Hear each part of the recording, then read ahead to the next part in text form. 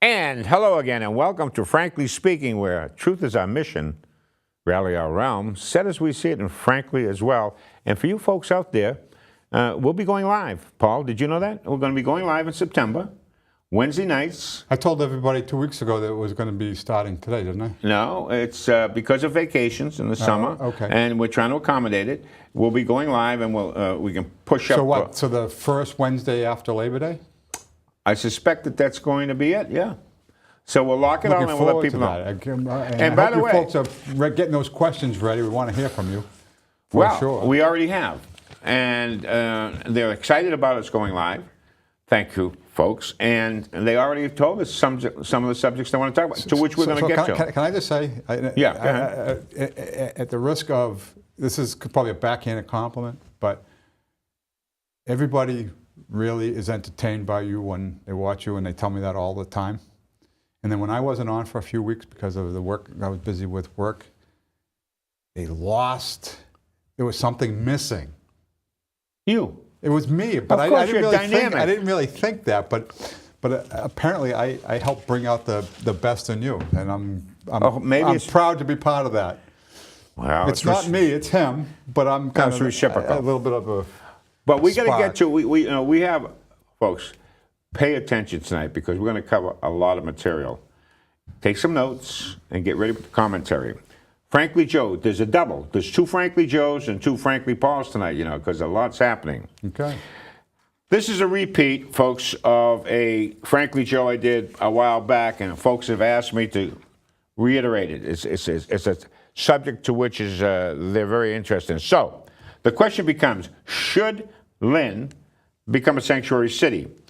By designation, sanctuary city does not have a precise definition, which opens the door to a myriad of conflicting and contradictory truths about sanctuary cities, crime, and illegal immigrants. Ideologues and open border surrogates consistently argue that illegal immigrants pose no threat to the safety and security of the nation or the community than their American citizen and legal immigrant counterparts. Those who differ are always labeled xenophobes or worse, racist, etc. But if one pays strict attention to the rhetoric of the open border surrogates, one blaring item is always missing, and that's facts, Paul. And that's it. We'll get to that in a sec. So we're opening up with sanctuary cities. Now, coupled with that is the second, Frankly Joe, and it has to do with migration and crime rates. Can't we talk about sanctuary cities? Yeah, we're going to talk about yours, mine, and all of them when we get through them, because they're all into. Okay. Because what happens is we'll lose our flow. No, I know. Okay, that's fine. You got that? I'm just anxious to. I've got a burning question about the left's position on sanctuary cities. But go ahead. Okay. All right, here we go. Yep. Here's Frankly Joe 2. Migration and crime rates. Undoubtedly, the migration of millions into Western Europe has brought about a sharp rise in violent crime rates. Rape, murder, mayhem, drugs and gang activity, and human trafficking, all are on the rise in Western Europe. Yet, here in the United States, there are elected officials who claim that the massive influx of illegal aliens over the past decade has had no measurable effect on the U.S.'s crime rate. Notice in quotations, no measurable effect. Amazingly, they argue there is no correlation, or no correlation exists between sanctuary cities, illegal immigration, and crime rates. To them, Kate's law, which stiffens punishment for illegal criminals, is counterproductive. Meanwhile, they seek the votes from folks they consider xenophobic, racist, and deplorable. Okay, then. You want my vote? Well, answer these simple questions. Does illegal immigration contribute to the increase in crime rates? Do you support sanctuary cities? And do you support Kate's law? And you're going to need the answer to all three of those questions before you're going to be able to decide who you want to vote for, right? Exactly. And should they, Paul, be critical issues in this election cycle at all levels? Without a doubt. I mean, this whole matter that's going on in Chicago right now, where, by the way, yes, good point. It's interesting that the hyperbole on the right, even, oh my God, Chicago is suing the Justice Department, right? If you recall, back in maybe 2010 or 2011, something was going on in Arizona, and there was the governor out there, I forget her name. Yeah, I remember, yeah. Yeah, she sued the Obama Justice Department for the reciprocal issue. So just for folks at home, and this is just my opinion, but I think it's a pretty substantiated opinion. A pretty good opinion, and that is all that's going on here is the debate over sanctuary cities is being put to a judicial test. So that basically, the Department of Justice says this is what we're going to do.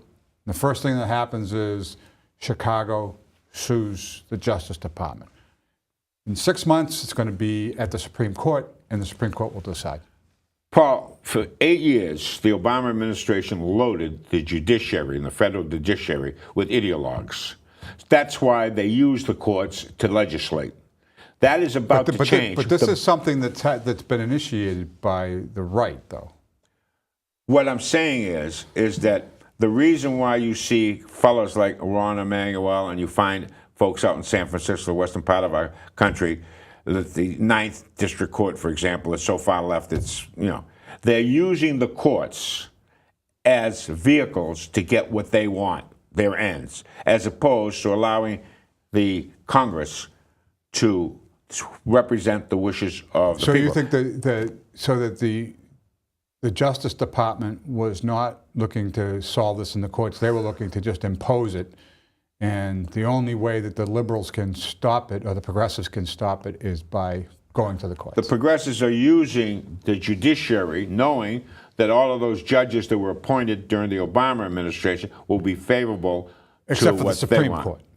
Well, that's the problem. That's why this election was so critical. That's why they're going bonkers, because now Trump is changing the Supreme Court or the final arbitrators. So even if you have these liberal judges at the district level, et cetera, Just right? keep appealing it all the way up. Ultimately, they're going to go to the Supreme Court. So that was the problem. That was the real issue in this election cycle, was Gorsuch, and plus, you got a couple there that are ready to pack it in. Right. And so Trump could could actually appoint 2 or 3 more, and that will be... The country as we knew it would have been over if Hillary Clinton was elected? Yes. Oh, yeah. It was moving rapidly.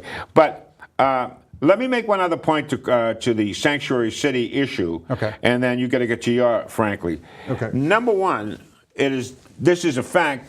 This is not... anyways, I'm sorry, folks. I lost my train of thought. It's that sanctuary cities, actually, the crime rate is much higher than it is in non-sanctuary cities, violent crime and everything else. So that runs counter to their narrative, if you understand. Now, we got to get to Frankly Paul. Okay. Yeah. All right, so the first one, Frankly Paul. So there is a plan afloat to give undocumented immigrants, and undocumented I put quotes around, a right to vote in local elections in College Park, Maryland. Imagine that, undocumented, or as somebody else might call it, illegal aliens going to get the right to vote. And they use the term non-citizens. Right. That's a new term, non-citizen. Right. Isn't that hilarious? Right. Okay. So in local elections, by the way, that's that's the what do they call it? What's that reference? The tip of the iceberg. No, that's not what I'm trying to say.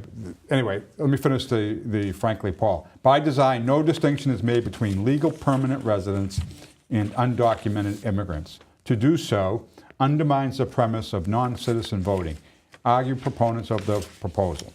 So College Park City Councilwoman Christine Nagel says, to me, this plan just makes sense. Does it? Over the course of American history, voting rights have been extended to all U.S. citizens, regardless of race, gender, religious beliefs, and economic or social status. When initially, the only voters were you had to be a man and you had to own property, right? And belong to a specific religion. Yeah. Protestantism. Yeah. You were excluded if you were non-Protestant. Okay, so we've come a long way, baby, as they say, right? Exactly. Yeah. Exactly. Yeah. So now that everybody that's a citizen is included, now we're trying to go beyond the citizenship. Yeah, on if local you're from level. Tibet, you can vote in elections here. Yeah, slippery slope was the term I was looking for. So that's what's going on here, right? If College Park, Maryland allows non-citizens to vote in a local election, first of all, they'll assume that they're able to vote in a statewide or a U.S. election. They'll want to, they'll get the taste of it and want to participate in it and all that kind of stuff, and we'll be pushing down that path first. Well, there are already a number of smaller communities in Maryland that, in fact, allow non-citizens to vote. So this is, to me, is the, you ever hear that term, the eventuality of gradualism?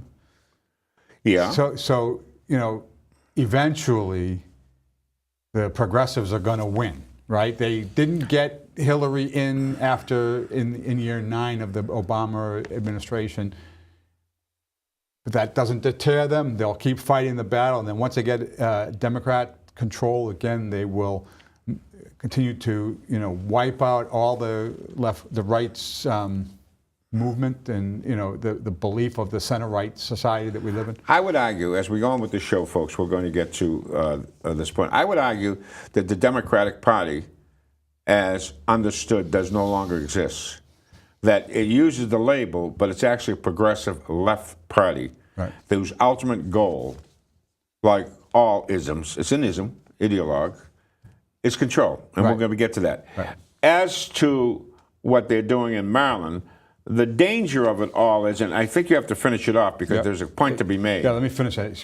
Yet there are those who claim that whenever you open up elections to non-citizens, what you're really doing is sending a strong message that you celebrate your diversity. Do they have a point? Or is the right to vote an exclusive right of citizenship? That's the issue. Is the right to vote exclusive right? You folks answer that. We're going to be, what is this, minutes? I'm trying to read it. We have to adjust some lights in this segment. Yeah, it's really interesting, right now we have 320 million people in this country, and some people say that there's between 10 and sometimes I've heard as many as 30 million people in this country who are not citizens, mm-hmm. Right? They have some type of either, call it illegal or undocumented status, right? So there's 300, let's call it 325 plus million people in this country. If there was no borders and there was no requirement of citizenship to vote, mm-hmm. Wouldn't that mean that anybody who was here on the day of the election could vote?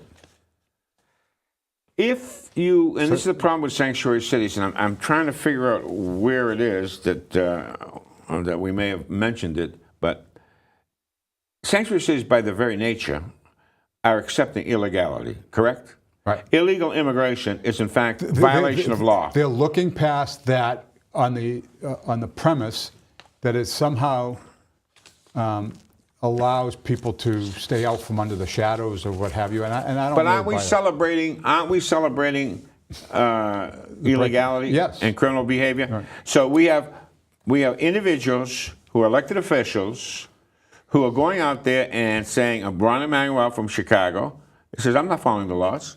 Now, that in effect loosens the adhesion that holds a society together. This is a nation of laws. That's what distinguishes. Americans are not ethnic. Right. We follow a law, principles. If you start weakening those laws and they reduce into meaninglessness, and that is your second. Did you do the second one yet? I didn't, but can I just throw in one other point? Yeah. I just wanted to raise the point that I heard about the other day, and it struck me. I kind of knew this, but it struck me. Federalism, which is states' rights, mm-hmm. right? It's the 10th Amendment. It gives the states the rights to kind of fend for themselves and prefer to keep it local, that kind of thing. If that's the way things are going, mm-hmm. In this case, what's happening with the law that the Department of Justice enforcing, saying we're not going to pay you if you're a sanctuary city, is essentially punishing a state or a locality for having their own set of laws when they're contradictory. But the offshoot of that is that Maryland state law and constitution, the way it's written, allows for them to say that a non-citizen can vote, because it's happening in Maryland as we speak, and it's happened since 1918. Right. But people are not aware of that. So they exercised their state's right, which differs from Massachusetts. They have a different constitution.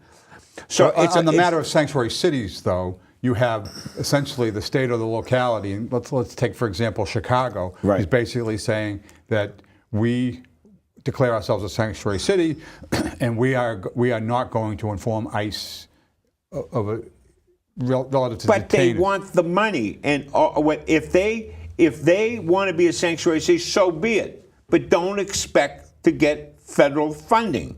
That's the issue.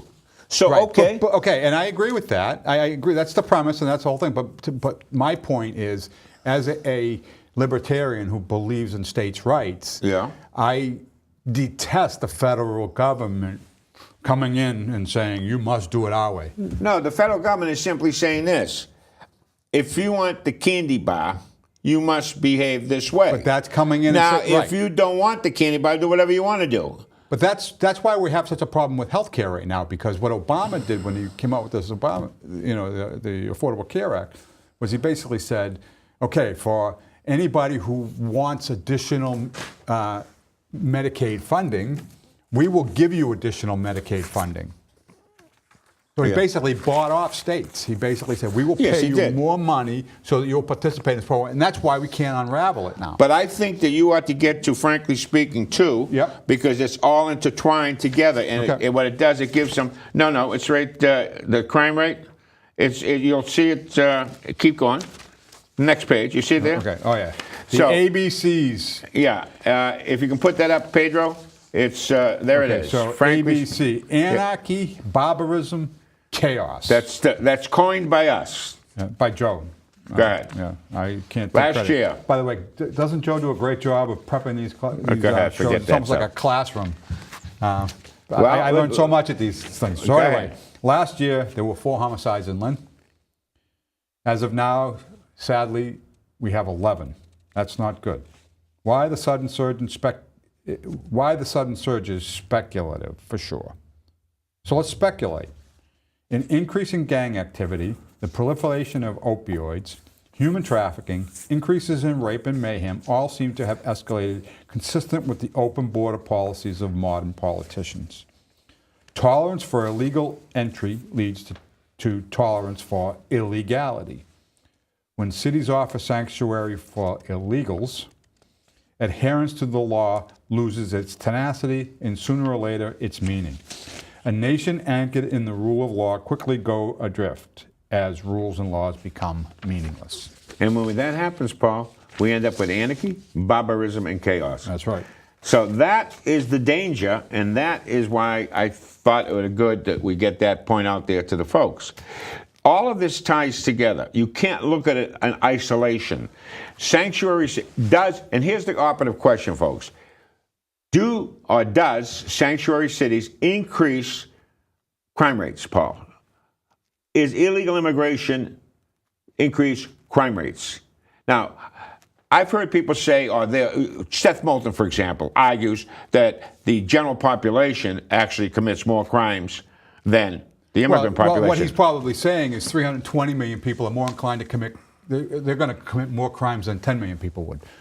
So he's probably not lying, but he's being misleading. No, but more importantly, nobody talks about the types of crimes. Now, shoplifting is entirely different than murder. Right. So if you have a general population that's committing more crimes generically, doesn't necessarily mean that because lesser crimes being committed, those lesser crimes could be horrific crimes: rape, mayhem, murder. That's what no one likes to talk about. Also, the point that you made. Let's assume that a community has 30 people. You have 20 of those people are Joes, and 10 of those people are Pauls. Now, the Joes are bank robbers. Of the 20 people that are Joes, 10 of them rob banks. Okay. And of the Pauls, 7 rob banks. So even though more Joes are robbing banks, the percentage of Paul's robbing banks is far greater. Oh, so I'm more likely to rob a bank. Is that what Yeah, you're trying that's to say? right. Mr. Paul is more likely to rob a bank, folks.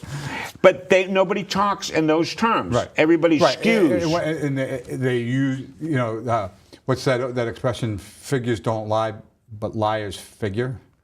Something like that. Yeah. But, stats are... Right. When people say the fact of the matter, here's the statistics, Right. studies show. Studies are skewed.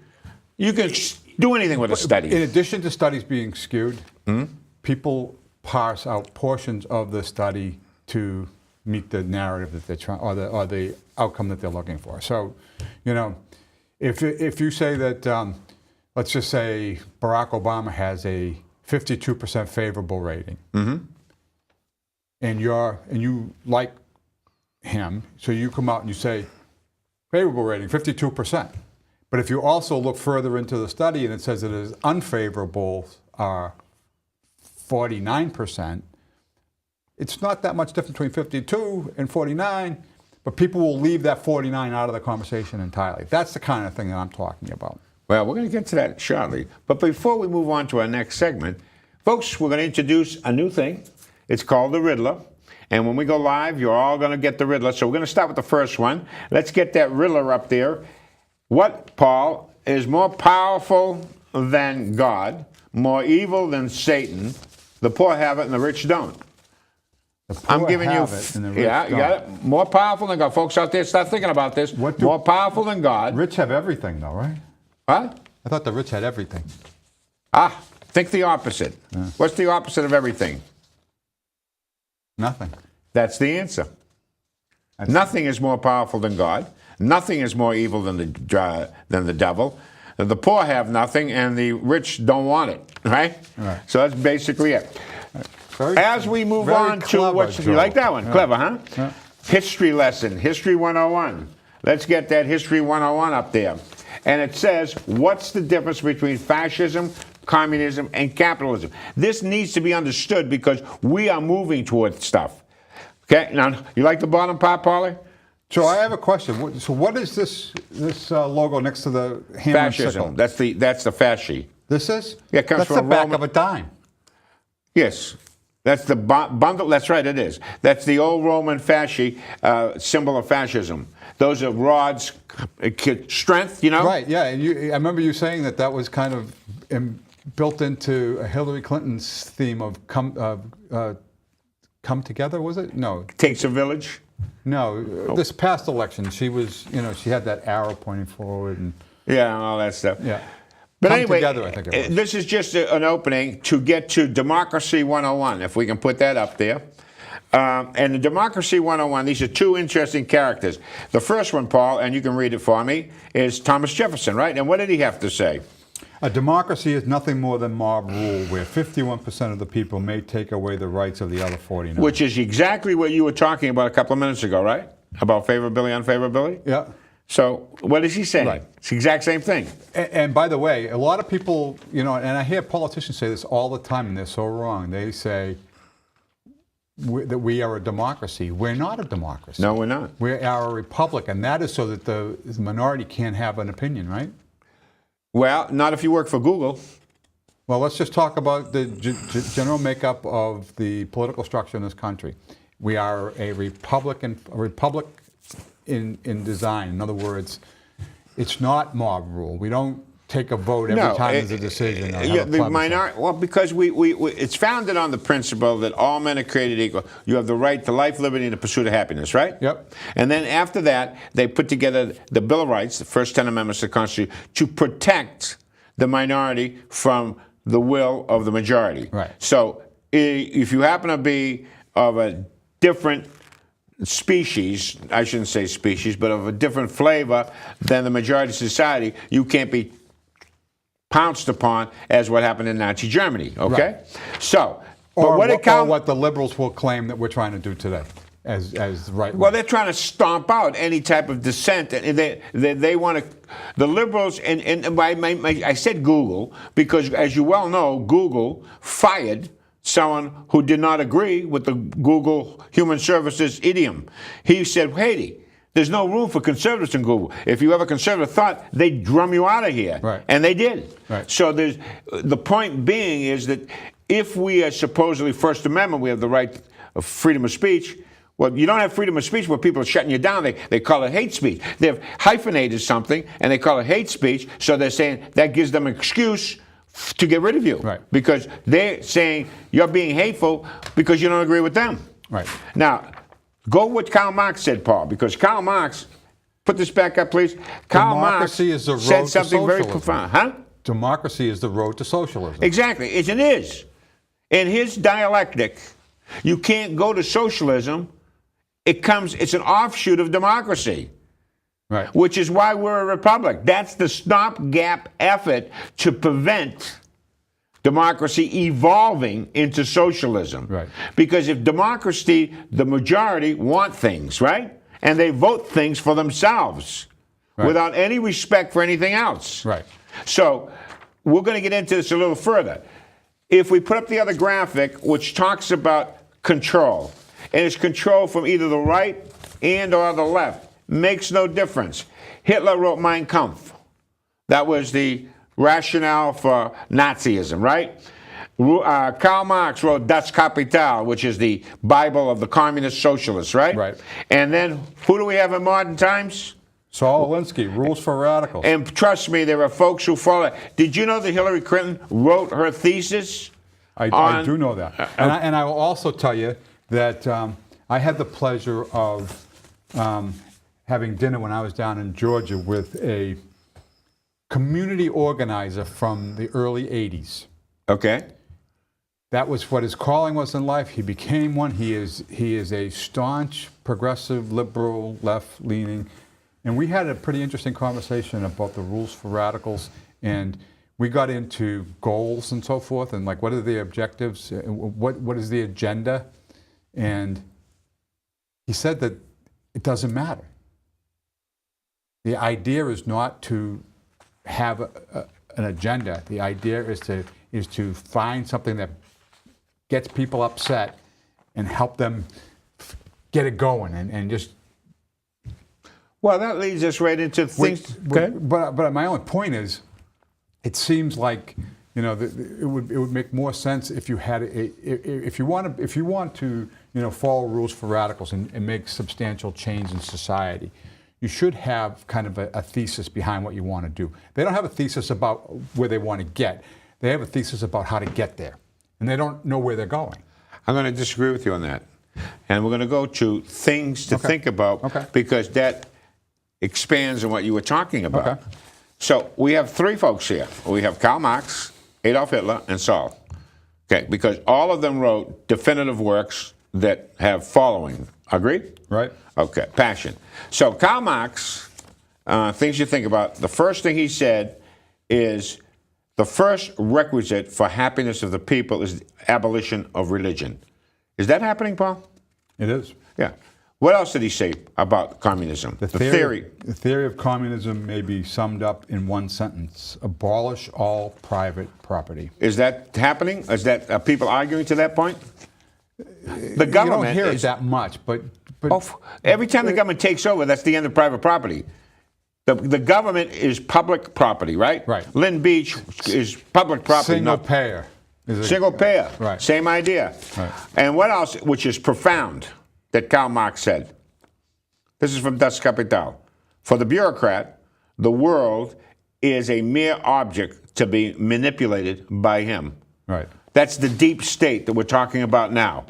Bureaucrats are manipulating our lives for their vision of what it ought to be. Right. Now get back. Unelected bureaucrats. That's right. Now this is communism, which is control from the left, right? Right. Yep. Now let's go to control from the right. Totalitarianism makes no distinction. They're both totalitarians, right? Okay. They both want control. And can we put like quotations around the use of the word right? Because I never really thought of fascism as a right-wing kind of thing, but it is. Well, okay. So we'll talk about it. So this is what Hitler said: to conquer a nation, first disarm its citizens. That's what he said, Hitler. Yeah. Who else says that? The left. Of course. Yeah. Because they become one and the same, Paul. If that's the point you're making, is that it's not linear, that it's circular, and they meet Totalitarianism is totalitarianism, Right. whether it's from, quote unquote, the right or the left, Right. because we think of things in linear. Right. So just because you are right of center does not mean that you are heading towards fascism. What means you're heading towards fascism is a leaning towards taking away the power from Paul, people. anytime that you are on the extremes of whether it's the progressive left or the alt-right, you're ultimately going to meet because you have much in common. For example, Dennis as Hitler Kucinich said, is always in agreement with guys like Rand Paul, right? Rand Paul is a hybrid. He's saying they're both wrong. He's saying, hold it, folks. You see, what folks must understand, the whole purpose here of fascism, communism, socialism, etc., progressivism, whatever you want to call it, is control. The argument is control. That's the ultimate goal. Right. So this is why I differ when you say they don't have an ideology. Yes, they do. Right. Okay. Out of control. Right. But that's not the reason to set up a the way you go about getting to that goal of control is by pick a topic. It's like pick a topic out of a hat. That's what we'll fight for. Just because we want to pick something that we can Oh, no, it's by design. Oh, it's cuter than that. Look, here's what Hitler said. He said the best way to take control of a people and control them utterly is to take a little of their freedom at a time, to erode rights by 1,000 tiny, almost imperceptible reductions. In this way, the people will not see these rights and freedoms being removed until past the point at which these changes cannot be reversed. Obamacare, Obamacare, Obamacare. The eventuality of gradualism. Which you quoted earlier. Yeah. Exactly. So, go from there to a confirmed radical, and that is Saul Alinsky, who came from Chicago, friend, who is the guiding force of that South Chicago mindset that Ron Emanuel has, that Barack Obama has, that Deval Patrick Valerie has, Jarrett. and a whole bunch of other Valerie Jarrett and company. So and Hillary Clinton. Right. What did he talk about? What do you do? How do you get control, Paul? Polarize the target. That's you and me, right? Isolate it and pin it down as if your cause is 100% right and just, the enemy is 100% wrong and evil. And ever notice that everything that the right wants to do is 100% wrong. Yeah, and bad for society. Oh, of course. 100% bad. The enemy is 100% wrong and evil. Let nothing let you off your target. The object is to destroy, not convince. Isn't that straight to the point? Now, can you imagine that is a political philosophy that is essentially embraced by the left? Because nobody wants to talk about it. In other words, if you want to believe in Christianity, read the Bible. Okay? If you want to read the Old Testament for Judaism. Well, if you want to know what's going on and the mindsets of somebody, why not read their Bible, right, which is Rules for Radicals? Right. Well, okay? Now, here's a simple question, Paul. For you folks out there, here's the question to ask. Why, and this is everybody talks about it, why has politics become so mean-spirited? Now, I get a lot of responses on Facebook and email. Everybody saying, why can't we just get along? Why can't we work in a bipartisan nature? You got Senator Flake down in Arizona doing a mea culpa, et cetera, et cetera, et cetera. But here's the answer. And this is the answer nobody wants to talk about. Rules for Radical. This is number 12. Pick the target, freeze it, personalize it, polarize it, cut off support network, isolate the target from sympathy. That's why we can't get along. What Maxine Waters is out there, what is she saying? They put her on. She's nuts. I know that, but yet she gets all kinds of coverage, doesn't she? Right. All right. The nuttier you are, the more coverage you get. And what is she proposing? To impeach Trump, among other things? It's more than that. She's railing against the whole system. So the dialogue, the conversation today is so far off the reservation. I wrote a piece while you were gone because of Kate's Law. And I mentioned, folks, my daughter brought me to this because she was so non-political. She was so ticked off about Moulton's vote on Kate's law. She could not understand how anybody could rationalize voting against a law that's simple premise was to prevent folks who are criminals now, who have committed crimes violent criminals from re-entering the United States illegally. That if you did and were caught, we were going to slam you. That's a no-brainer, Paul. Right. And yet, if it's a no-brainer, why are they so? And came up with a whole laundry list of reasons why Kate's law was no good. I was reading that, and every single one of them would miss the point entirely. Right? Exactly. Right. All like just facts that didn't even matter in the whole. In the scheme of things. Right. It didn't matter at all. They just bold-faced lies, effectively. Right. Well, certainly stretching the truth, and that's for constituencies. Instead of, see, this is the problem, Paul. Instead of trying to do what's best for the most, which means, by definition, that you're always going to have someone PS'd at you, right? Because you can't satisfy everybody. There's always a contrarian. I'm one myself. So the point simply being is that if you want to make it through a primary, which is definitely controlled, that's the organized minority that you talk about, Paul, all the time. The primary is an organized minority. In order to get to the final election, you got to get through the primary. So the primary are usually the radicals. Right. And so you kiss up to the radicals, who they're going to vote no matter what, because they have a passion. And you never, instead of, you notice how now you have to shift to the general election? Right. Oh, you can have this idea. Right. You gotta rally around your base. And then you have to pivot to the middle. Yeah, they call it pivoting. Yeah. What they call a pivot is changing your views. Is weather vaning it, right? All right. So there's no character involved in that. Right. I like to. This. Joe Manchin, the senator from West Virginia, quoted in the paper yesterday. He said, "I don't give a." I hate to say the word. About re-election. I'm going to do what I think. That's so refreshing to hear someone say that. I'm going to take these positions that I think are best. I may be wrong, but I am not going to pander or cater to something I don't believe in simply to get through the primary, simply to get elected. And that, to me, is the attitude that we got to work on. Witty, Paul. Right. Witty. Did you know communism doesn't work because people like stuff? You know who said that? Frank Zappa. You remember Frankie, baby? I do. Yeah. Frank Zappa. Let's put him up there. And then, you remember Margaret Thatcher, the Iron Lady. What did she say under Witty? This is one of my all-time favorites quotes, is the problem with socialism is that you eventually run out of other people's money. And, true? I've never met a good liberal politician who didn't want to raise taxes. They always want to raise. That's the answer to everything. It's other people's money. Right. Exactly. Earlier under our history lesson, the bottom caption with capitalism with the money bags. Yep. And right next to it, it's called capitalism. And then right next to it, the guy with the money bag has two people with guns in his head taking the money from him. Right. Which is called socialism. Right. Sooner or later, that evaporates. Gone. Right. Now, one of the great political minds of our time. Whoopi Goldberg.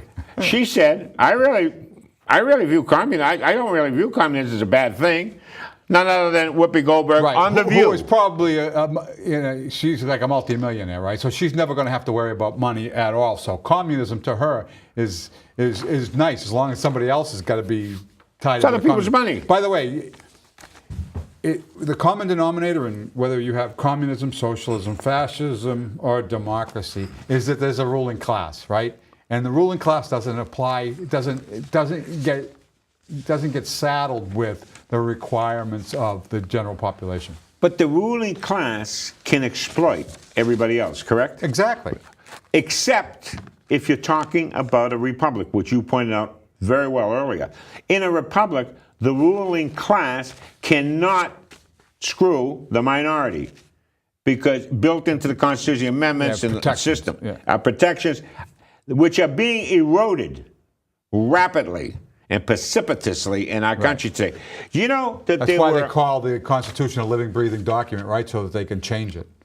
Yeah. But they don't want to go through the hard amendment process because that takes time and takes also, deliberation. And you also have to get people to believe in your theory, and they don't have a good theory. Did you know that, let me sidetrack that. Did you know in California that there were umpteen, because I don't know the exact number, counties who have far, far more registered voters than population? Yeah, I heard that, yeah. And you know what else I heard? Is that if you take all the Democrats in California, the registered voters that are Democrats in California, New York, and... Illinois. Was it Illinois? Pretty sure. No, there were the three major liberal states. Yeah. If you take them all, they represented 1/3 of all Democratic voters in the country. That's right. That's scary. So Of course it is. Because it's polarized. It's coastal versus the rest. Right. And the reason why I point that out, folks, is because this argument that there isn't fraud in our elections is ludicrous. I mean, we have so many people who aren't eligible to vote who are voting. In fact, in Maryland, as you well know, they're trying to say non-citizens can vote. Now, does that border on insanity or what? It does. Now, after Whoopi made her profound statement that doesn't say anything really bad. And let me her just say view. one last thing about Whoopi. I mean, she says, I don't really view communism as a bad thing. Whoopi Goldberg, in a communist state environment, would, two things. One, if she was forced to be one of the communicants, is that what you would call? Go ahead. She wouldn't like it one bit, and the reason she's okay with it is because she doesn't believe that she would ever have to be. And I would argue that a lot of the progressives and the hard left people that want to do these things all don't believe that they would be forced to kind of live in their own squalor. So they're living in some type of alternate universe. Yeah, and it's called a gated community. Yeah. Back up with Whitty. Now, as Whoopi of The View views that communism is not a bad thing, here's what an actual communist said. This is Mao Zedong. You remember him? Yep. The old Chinese boy? He said, communism is not love. Communism is a hammer, which we use to crush the enemy. That's the truth. Now, you don't have to go more further than the truth. So therefore, is communism a good thing? On that sentence alone, it should be a disqualifier, right? Well, I don't know. I guess you could make the argument that, as enemies of communism, we deserve to be crushed. Crushed, yeah. Oh, we did make that argument, right? Well, what did Saul have to say? We're stubborn, and we need to be eliminated. Oh yeah, and then Saul came up with something that's of similar vein. Well, we're talking about when they talk about violence, when they talk about intolerance, when they talk about all this stuff. Where's the conversation coming from? Is it coming from the alt-right? Is it coming from conservatives and libertarians? The answer is no. Here's what Saul said. He said this, Paul. He said society has good reason to fear the radical. You know why? Because the radical hits, he hurts, and he's dangerous. Conservative interests know that. You and I know that. Radicals are the most adept at breaking the necks of conservatives. Yeah. Okay? Oh, I know. Now, these are their words, their quotes. This is their attitude. So where's the violence, Paul? Is the violence from Donald Trump? It's not from me or you, that's for sure. Mark it down. Well, many years ago, in one of my productive flights, I wrote a little poem. You wrote a poem, I'm going to share with you folks, and because I think it has a lot to do with what we're talking about. The seeing blind are a sorry lot. Sights that are, to them are not. Their vision blurred by cataracts, they fail to follow by ignoring facts. Sparkling light that breaks the night is lost to those with no insight. Instead, they choose not to see what is and will always be. The seeing blind are a sorry lot, stumbling about without a thought, oblivious to the scent of sight. They pass through life in the dark of night. Joe Spina, 2000. Wow, that's going to be that's going to endure the test of time. I think. You think? I do. Paul, I wrote that, and I think it's appropriate. And I mentioned the date because it's 17 years later. I don't have any great insights. I'm not more talented than anybody out there. You know, if they think about it, they can harness their ideas and the currency of their thoughts. It's just to let them understand there's so many folks out there that are just not seeing what is. Right. And we got to get away from that, Paul. That's the, you know, you were alluding to it a little bit earlier. A big part of this is that, to me, it's the 24-hour news cycle. It's the soundbite mentality. It's the headline kind of thinking, bumper sticker logic. You know, all that kind of stuff. People have such busy lives, and I'm not sure this wasn't. It may have been exactly the same thing, even when lives weren't so busy or what have you. But the fact of the matter is, all too many of us do not fully understand the nature and circumstances, like you've been sharing with us through your wisdom and your work lesson plans, if you will. You really are bringing things to light that I don't think not everybody fully understands. I mean, if you are somebody who works 8-10 hours a day, raising a family, gets a little bit of time to watch the news at 6 o'clock or maybe at 10 o'clock, and always scrambling and going about, how well versed in what's really going on in this country can you be?